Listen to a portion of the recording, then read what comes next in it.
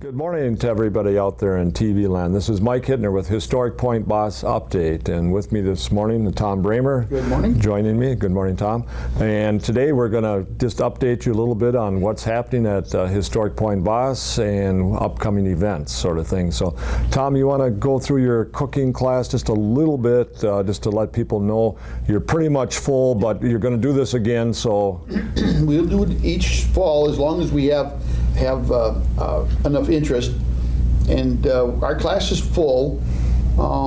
We have some returning people from last year, our volunteers that want to do it again. We change it a little each year. Yeah, so, and that's not uncommon. Most years you've got 2 or 3 or 4 that come back, right, just reviewing what you covered in the first. Right. And they actually help us quite a bit because are experienced with doing these different methods at least once, and that therefore they want to learn more, but they can also teach the real new class participants. So it's going to be really good.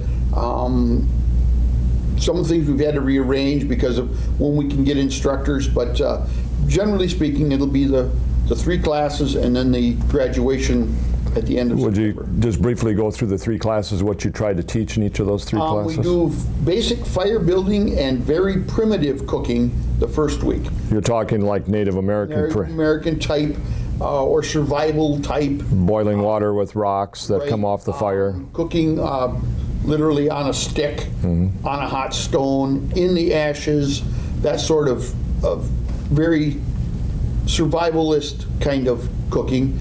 The second week we do Dutch ovens and cast iron in the hearth and the fireplace, in the cabin, and out on the fire rings on the site. And that's a little bit like what we do when we have our cast iron cook-off contest on the Saturday afternoon of our Point Basse Pioneer Festival. Yeah, that's really the thing, and it's kind of the one-dish meals or baking.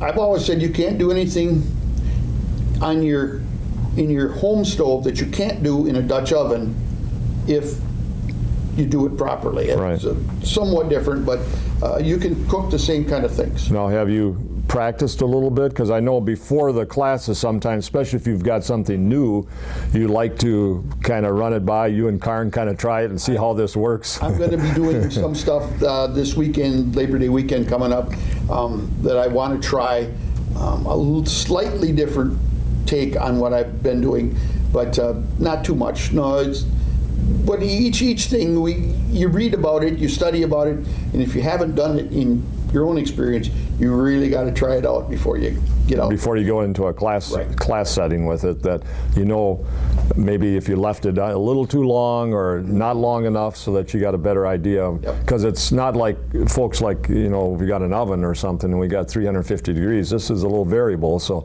it tends to be overall, Tom, hotter, isn't it usually? It can be, yeah. You got to be a little careful. This is an art of cooking, definitely not a science. Right. No science involved. And then your third weekend? Third week is cooking on the 1858 range in the Wakely House. Was recently in Springfield, and the range in Mr. Lincoln's house there, which Mrs. Lincoln wanted to take with them to Washington when he was elected.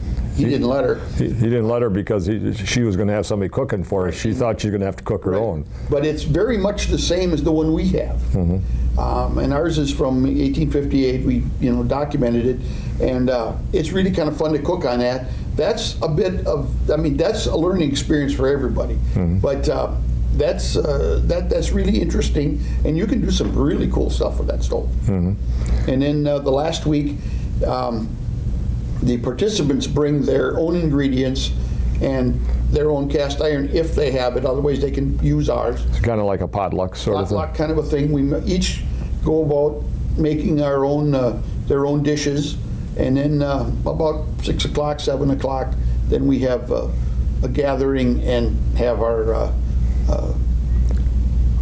little graduation potluck. So it's normally, most years, it's the 4 Tuesdays of, well, I shouldn't say September, but it starts like on the 9th or something. It doesn't start. We don't do the day after Labor Day, but that first full week, of September, and once in a while we get to the 2nd or 3rd of October. And this year's the 30th. Cost of the class? $15 for all 3 classes. For materials. Right. And then 15 hours of time, volunteer time at Historic Point Basse in some way. We kind of let you choose where you'd like to fit in, and we kind of go on the honor system with the 15 hours. Most of the time we get more than A lot more. hours, And people in the past have tended to get very involved, and so we end up with sometimes people that are characters, and it goes a lot of ways. But 15 hours, it might be coming out on a Monday to help for 3 or 4 hours, and then maybe taking tickets at one of our events or whatever. It's what you'd like to do. It's not like we're going to dictate and say you have to do this sort of thing, but a very worthwhile program, and I think probably this came out of one of our MOMSI conferences, Midwest Museum Coordinating Council, and I think it came out of Ohio. Right, Ohio. And they did this sort of program, and what intrigued us was it was a learning project with kind of a payback with a little service to the site. Yeah. And so it was a win-win for both in its third year now, and so it's been very successful. We have people, graduates that come back that want to maybe learn a little bit more or just to help with the class. And each time we've had anywhere between about 8 and 10 people per class, and so it's been very successful that way. So kudos to you and setting it off and getting it moving, because it's one of those things we never did before. And it's really fun. It's the part that I wish I could do more of when we're open, but you just can only stretch yourself so far. So at least this way we get to participate. And we're going to go into our harvest fair in a minute, but I'd like to just visit with Tom a second. He had this a great opportunity to go down to Springfield, and he learned lots of stuff. I mean, besides that Mary Todd Lincoln stove and everything else, he learned a lot of interesting things. Tell us a little bit about the mortuary, the undertaker as we know him today. It kind of started in Springfield, wasn't it, with Lincoln? Were you mentioning something about the mortuary as we know it today? And during the Civil War. Yeah. Just before. That's how they. Some of the officers their families would request that their body be embalmed and brought back home. Where before that wasn't a common practice. No. Not so much the common everyday soldier, the enlisted man, but more the officers, because many times they were from better. More affluent families.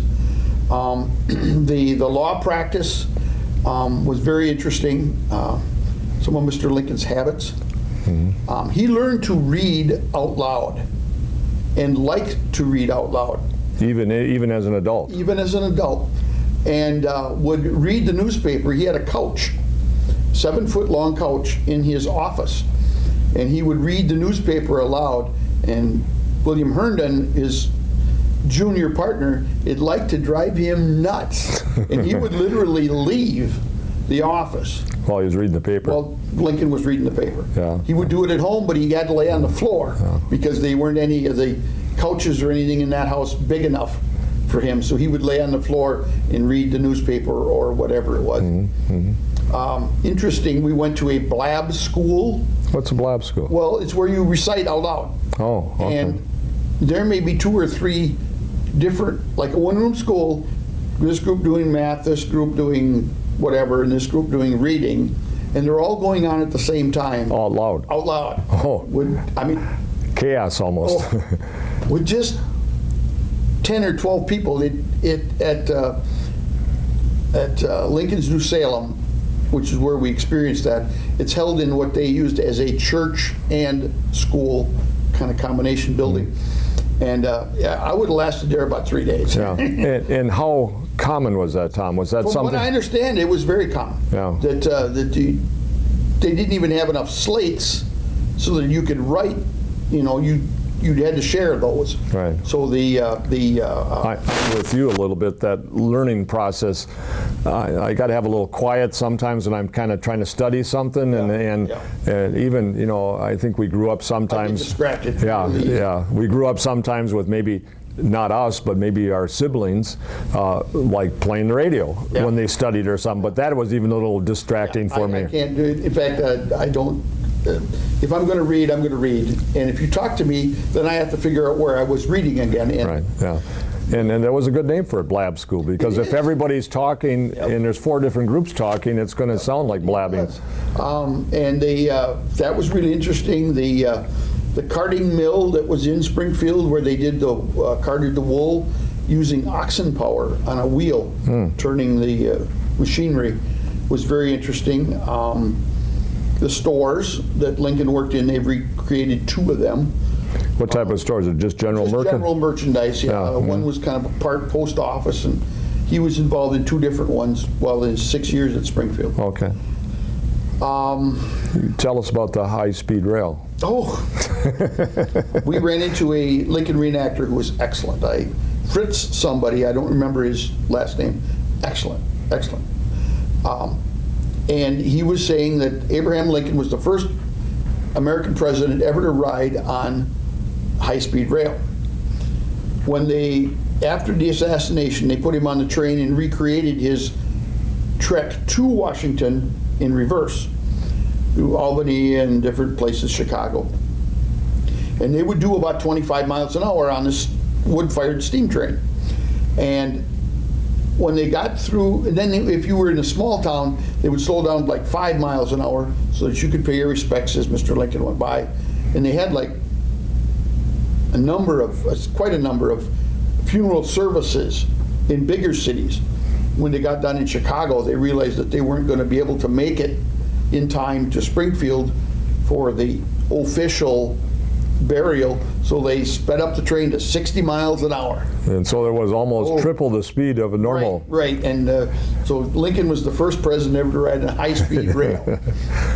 But it was a very interesting trip. I would recommend it to anyone. Yeah. Tell us a little bit about the tomb, if you mind. Lincoln's tomb. Yeah. As I said to you and your wife when we were talking at your house, somewhere between going to the Vietnam Wall and to a cathedral, somewhere in that range of emotion is where you get to. You get there, it's quiet. We were there in the morning at 9:30, it just opened. I never heard a normally spoken word for a half hour. Everybody there kind of whispered.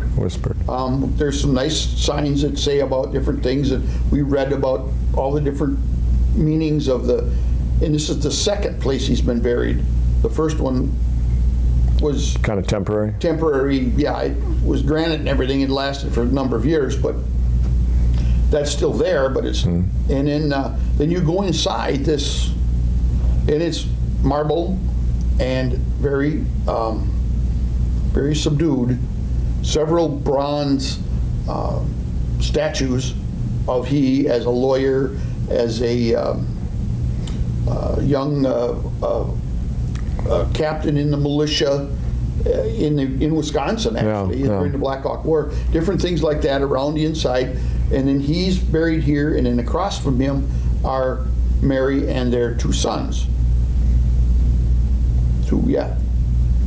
No, 3. 3 sons. One that died later after he died. And they're buried there, and then you kind of walk around this rotunda thing, and then you exit. And it's a little, like I say, it's a little bit like going to the wall. Yeah. For you and I, we have friends there. Yes.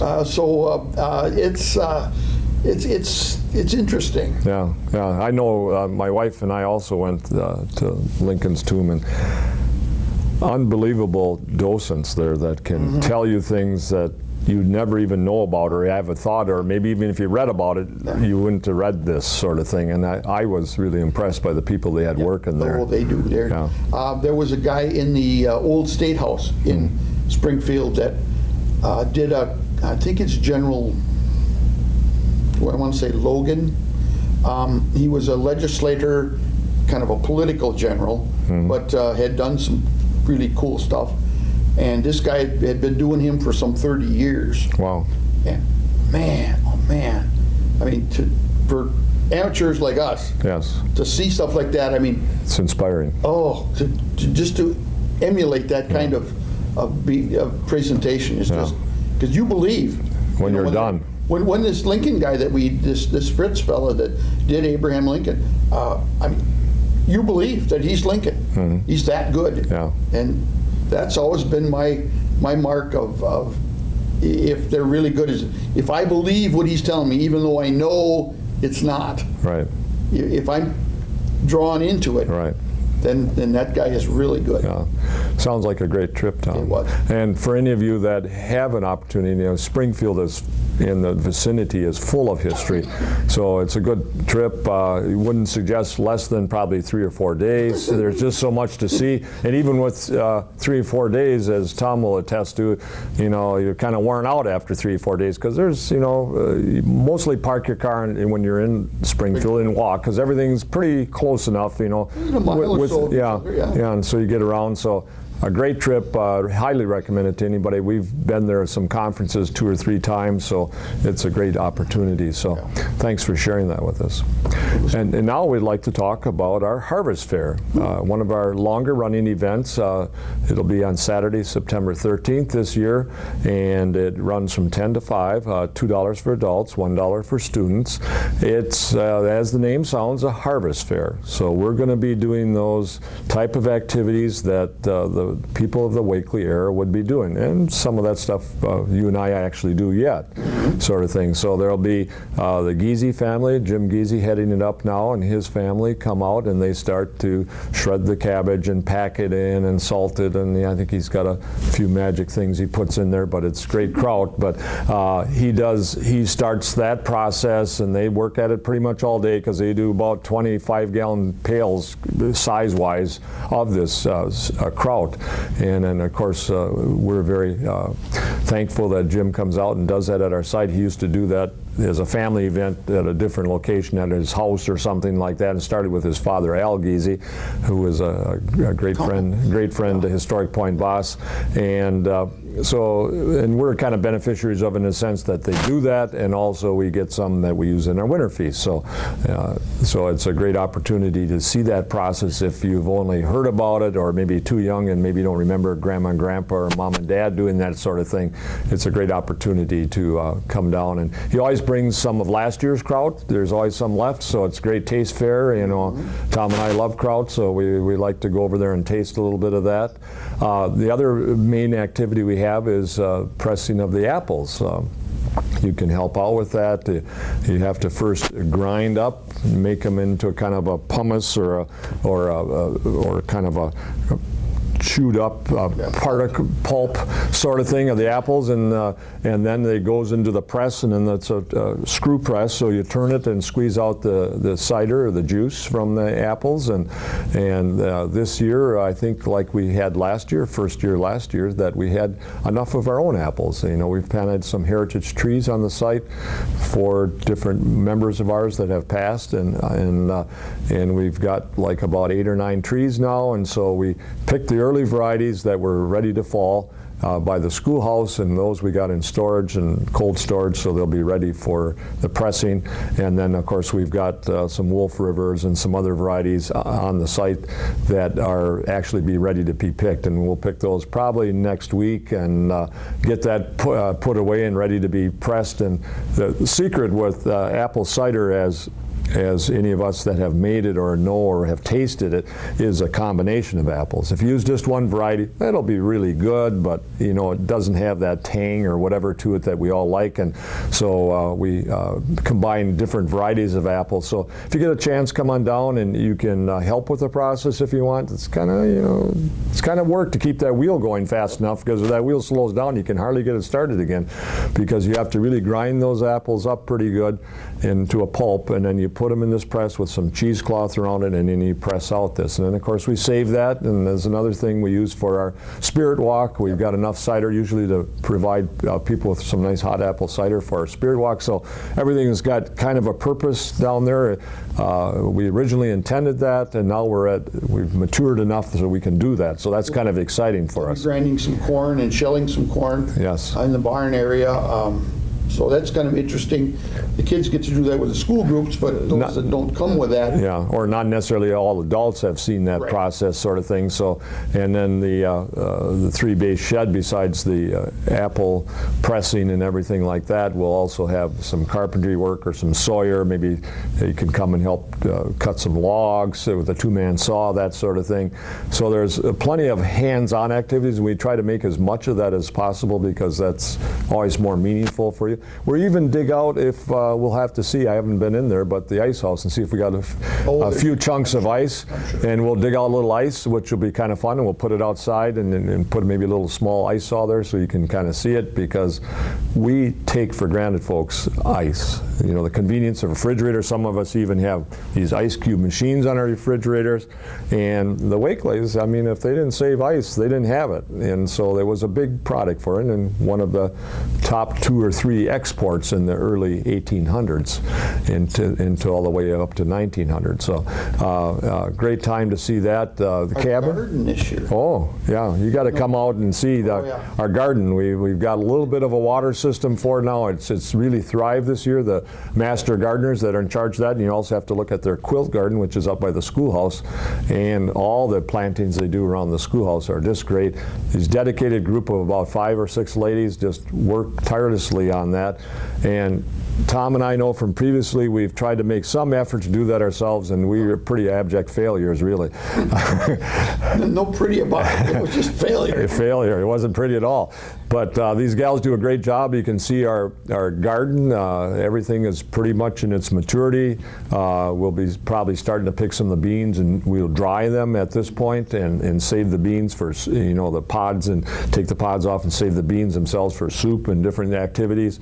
You can see sometimes when you're in the house, you'll see herbs hanging from the windows, and sometimes some beans, just to demonstrate a little bit of how we preserve foods and everything like that. Cabin, what do you have going on, Tom, in the cabin? It's kind of the slow time in the cabin. We'll probably cook something. There will be food on the site. Also, the homemakers group that has been there the last several years will be doing hot dogs and other kind of so you'll be able to come down and don't worry about lunch. Light lunch, but food and beverage available, reasonable.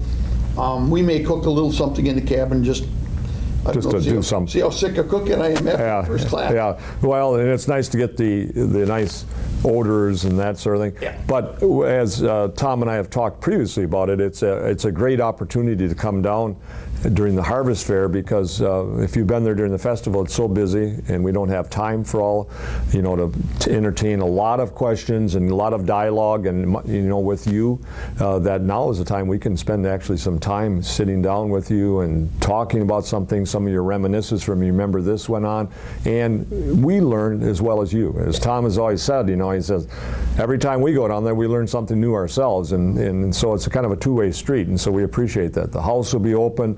I think Stella is going to plan on doing, I think she's got some books and a little book sale. She had a little bit of a plant sale during our festival. Now I think she's going to have a little book sale or something like that. The schoolhouse, the gals up there always do a great job with having some activities for the children. So, you know, basically every place you go, there's going to be some hands-on or some type of activities. Tour the house, tour the school, they get a little tour there, sort of thing. So a great opportunity on Saturday, September 13th from 10 to 5, our harvest fair. Great opportunity to come down. Usually weather's very good. September can be one of those times when you can be 95 or you can be 45. It just matters. But we're there, rain or shine, or never dependent on weather. We're there. So it's a great opportunity to come down and spend some time with us. So remember the kraut making, the apple cider pressing, this sort of thing is all going on, and you can partake in it. I mean, the Geezies would never turn anybody away if they wanted to help shred a little cabbage. We prefer you don't shred your knuckles in there, and sometimes that grater gets pretty close and you're trying to get one more little last pass on it, and it doesn't work. I've done that. You know, when I was at home as a kid, sometimes we thought we were doing purple cabbage, but it was the blood going into it, sort of thing. So welcome to come down to that. $2 for adults, $1 for students, very reasonable. If you're a member, it's free. If you've signed up before, if you want to sign up, membership, basic membership is $25, and come in for free, and so that's always a great benefit, and that runs for a year, so great opportunity. So anything else you want to add, Tom? Anybody that's looking to volunteer, we are always looking. Our Monday group works from roughly 9 until 1 on Monday mornings. Why don't you tell us the activity you just did this past Monday? We put a new chimney in the blacksmith shop.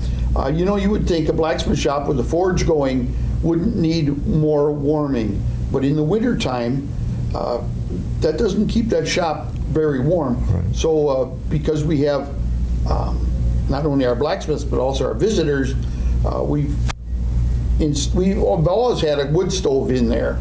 We just redid the chimney so that it's much safer, and we need to do some more work, but this one is right up to code. We've kind of really done a really nice job on this one. Yeah, and we basically, folks have just relocated the wood burner so that it's a little further away from the public. Before it was kind of behind people, and of course there's always opportunity, chance of somebody to trip and fall back and then maybe push off the stove, which could be hot. This one will be in a corner, so it won't be anywhere near where the public is. So it'll be a good opportunity to come down and see some of those changes. Like Tom was saying, we're welcome anybody that would like to come down. And it's on Mondays, and other than Labor Day or one of those Monday holidays, we're down there on Mondays, sometimes other times, but basically from 9 to 1, and you're welcome. I mean, whatever type of activity we're working on, and as you know, with your own being a homeowner, it's eternal maintenance. So I'd like to thank Tom for being this morning with me, and all you for viewing in and today, and so thank you. This is Historic Point Basse Update.